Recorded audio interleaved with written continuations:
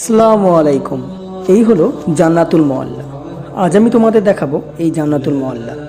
জান্নাতুল মহল্লা মক্কা শহরে সবথেকে প্রাচীন ও সবথেকে বড় কবরস্থান হলো এই জান্নাতুল মহল্লা।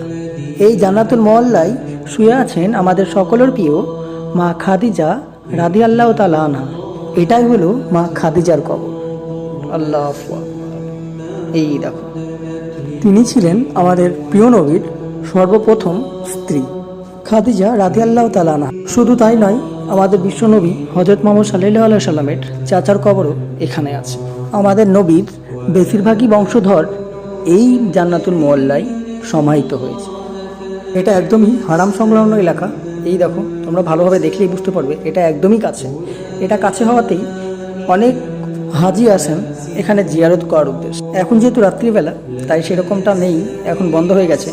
কোনোদিন স্বপ্নেও ভাবিনি যে মক্কা শহরে আমি আসব, যেটা ক্যালেন্ডারে দেখতাম, আজ আমি সেই জায়গায় উপস্থিত আছি। আলহামদুলিল্লাহ, আলহামদুলিল্লাহ সব কিছুর জন্যই তিনি আমাকে এই শহরে রিজিক দান করেছেন।